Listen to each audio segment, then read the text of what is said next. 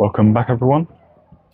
Today I'm going to be talking a bit about self-honesty and how we can cultivate a kind of practice of being true to ourselves, which of course is perhaps one of the most fundamental aspects of any mindfulness or spiritual or healing practice. This ability to be courageous enough to look at oneself, to look at one's patterns, their manners of thought, their manners of feeling, and to be able to acknowledge it without a tendency of avoidance. Because of course, avoidance is a kind of dishonesty. It's a kind of refusal to look upon something which is difficult, a decision to avoid suffering. And I think many people begin a mindfulness practice or a meditative journey or a healing practice with the effort and the intention to avoid suffering. But what we should really bring to our suffering is not this disposition of avoidance. We should look at it with this idea of transmuting our suffering.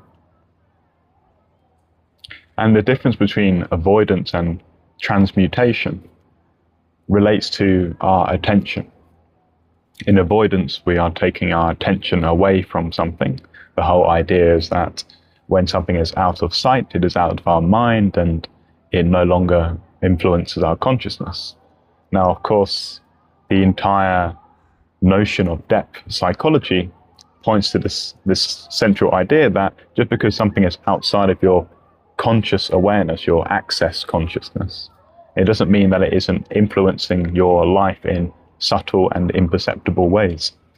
You know, Carl Jung is quite notorious for saying that many people are driven by their unconscious, and they call that unconscious effect, fate.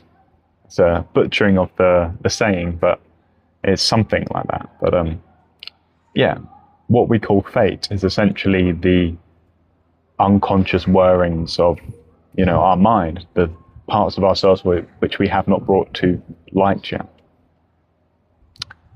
And so what this entire chain of thought points to is that just because you have chosen to avoid confronting something, just because you've chosen to bring your mind into escapist behaviors, that doesn't mean that your problems disappear.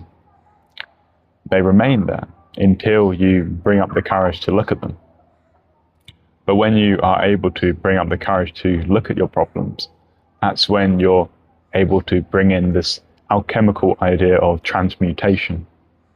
Transmutation is this idea of transforming a substance, transforming lead into gold, bringing a dense feeling, a dense emotion, bringing our attention to it, and through a process of our awareness and our intentionality, dissolving that dense feeling within us so that it releases into lightness.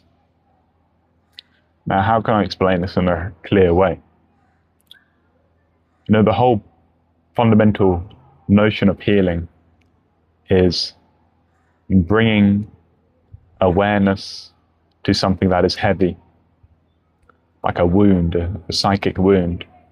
And as we bring our awareness to something that is heavy, if we bring our awareness and we infuse that awareness with this idea of acceptance or an idea of love, that energy of our consciousness naturally heals and naturally lessens the burdens of living. And that's essentially what I practice and I teach with regards to healing our addictive patterns, bringing the energy of acceptance and compassion for ourselves to our wounds. When we recall a memory of who we once were, the mistakes that we made, all of that shame that we feel, if we can bring that memory to the foreground of our mind and look upon it with compassion, with this effort to understand, an effort to accept, And, to imagine yourself hugging the person you once were and giving them the love that they were so desperately looking for. All these different visual, imaginative exercises, they all circle around this idea of bringing compassion to oneself. And that's a certain kind of attention, of course. Compassion is this focalization of consciousness on a particular thing. But of course, in compassion, the energy of that focalization is loving, it is opening, it is accepting. It's very different to the energy of spite or hate, where you have a focalization of attention, but the energy infused in that attention is of a more restrictive, a sharp, a rejecting kind. There are two different frequencies of energies, of course. And the funny thing is that many of our wounds, they persist because we look upon them. Well, one, we either we don't look upon them, or we do look upon our wounds and our flaws and our imperfections, and we look upon them with this energy of self-loathing, of shame, this feeling of, why am I like this? Disgust.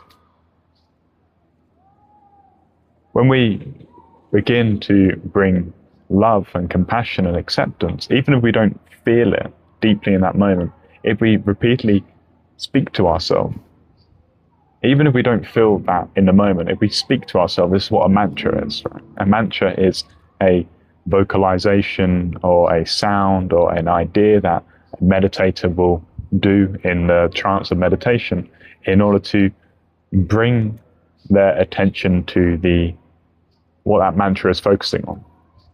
That's why you have certain sounds, they're meant to have certain frequencies and energies associated with that sound. When you're chanting that in the depth of a meditation, you're bringing your consciousness and your mind into that kind of area.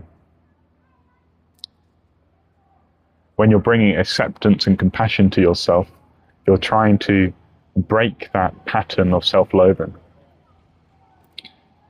and to break those karmic or samskaric, to use yogic terms, the deep momentum of your past, And it's all done in the moment, of course. It's always in the moment where we make these decisions. And of course, what is the easiest, the most comfortable thing to do in the moment is to repeat all the patterns of the past, all that weight, all that momentum that we have. But when we're just repeating the momentum of the past, we're living unconsciously.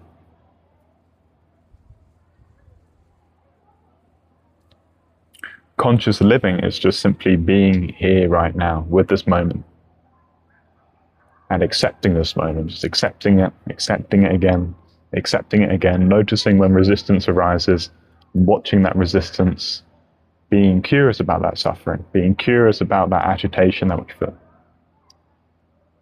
And the one thing to deeply comprehend with healing and processing all of our past patterns and all this sort of stuff is that we have to do it over and over and over again.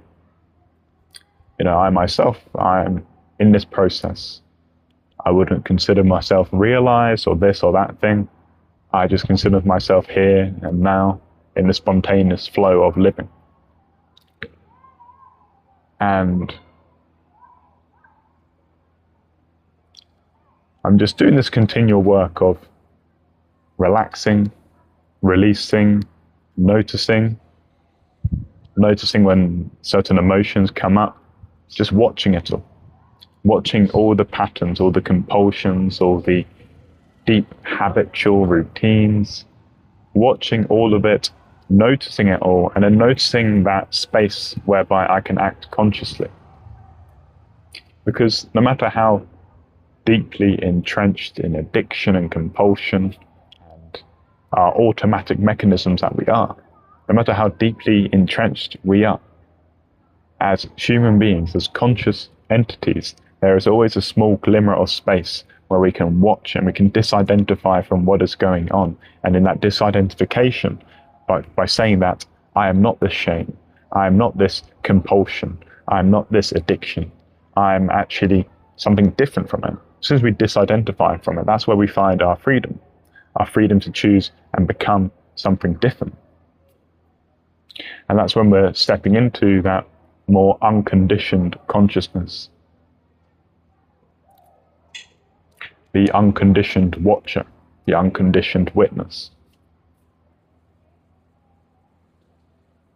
And in being that witness, there's that space, there's that freedom to choose. So that's the question, of course, like, what will you choose next?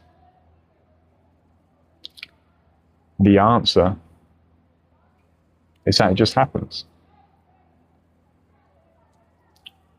But yeah, I think I'll leave that at that. Hope that's been useful and insightful. I'll see everyone next time, and goodbye.